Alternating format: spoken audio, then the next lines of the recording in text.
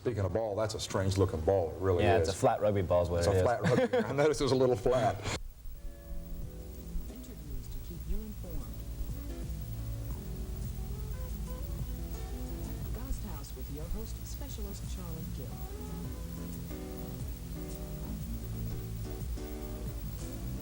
Hello, everyone, and welcome into the Gasthaus. Got a question for you. Do you know what a scrum is? Well, if you do, you know we're talking the language of rugby. Tonight in the Gasthaus, we have two people who speak that language really well, both rugby players, Jerry Brown and Kevin Dotson of the Frankfurt American Rugby Football Club. Both of you, welcome into the Gasthaus today. Thanks for having us. To begin with, Jerry, we grew up with football. I'm sure you did. Everybody here grew up with football. Can you compare a little bit football and rugby? Well, that's how most people look at it. Rugby basically has three components, at least the way I look at it. You have running, tackling, and passing. Those are three elements also in football. And that's how they compare, because you must be able to run with the rugby ball, to be able to tackle somebody with the ball, and be able to pass it, either laterally or backwards. But unlike football, rugby, there's no blocking. But those are the three similarities. There's also other elements like kicking, which is an important element. Your team had a game here recently. We happen to have some video from that. So if you'll tell us a little bit about what's going on out on the field, it'll give us a better idea. And it's coming up here. Okay, what do we have here? Well, that's a line out right there. It's when the ball goes out of bounds. The team that did not put it out of bounds for that way gets control of the ball. And there's a penalty there, don't know what for. And this is the lateral here, is that correct? Well, yes. Correct. And Blake Rambo Tweed just kicked the ball there. Blake Rambo Tweed? Yeah. What do you call him Rambo for?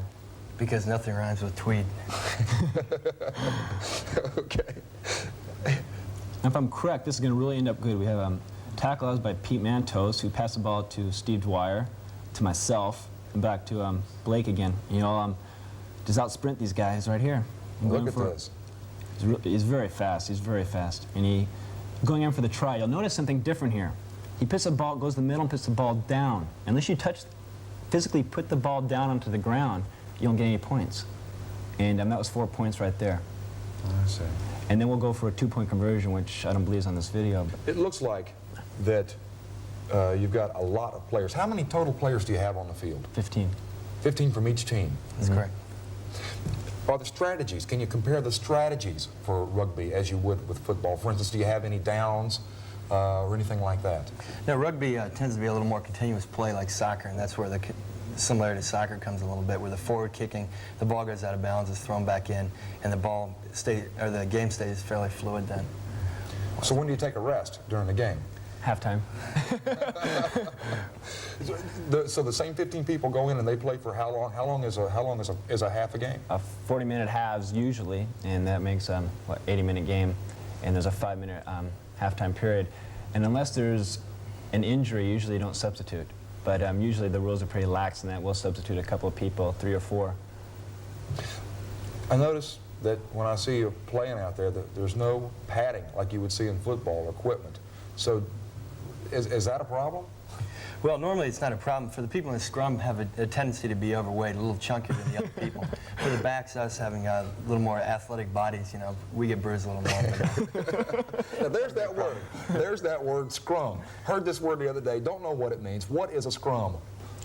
That was the very large guy you saw there in the video, but they're basically compared to, say, the linemen in American football. They tend to be larger, not as quick as, well, the backs are. Or as intelligent. Or as intelligent, yes. Their hair is not as nice either, obviously. And your team's watching, your scrums are watching this now, remember that. That's correct. The backs tend to be more fleet-footed, the better athletes, the better-looking people on the team. And they speak in complete sentences. And they speak in complete sentences.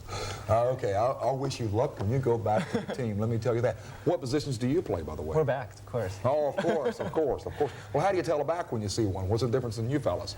Basically, the hairstyle, the cleaner uniforms, the women tend to flock around. Okay, well, here's Seriously. Well, seriously, what? I was going to say, seriously, they are the, like in football, the scrum are the ones that usually get the control of the ball from the other team, but they will then in turn give it to the backs who will try to advance the ball. That's probably the biggest difference. Speaking of ball, that's a strange-looking ball. It really is. Yeah, it's a flat rugby ball is what It's it a is. flat rugby. I noticed it was a little flat. I guess that's to keep the action down in the Gasthaus a little bit. What's illegal? It looked to me like I saw everybody sort of a lot of elbowing, a lot of not really any punching, but it looked pretty rough. What's illegal in rugby? Well, basically high tackling above the shoulders, grabbing somebody by the head. You can't bite, punch, kick, They do it certain anyway. things. We're right in the middle of the season, so if people want to find out when you folks or their own military community is playing, they need to contact their sports director, either their Milcom sports director or their Corps sports director, and they should be able to find out when the rugby folks, when you guys play.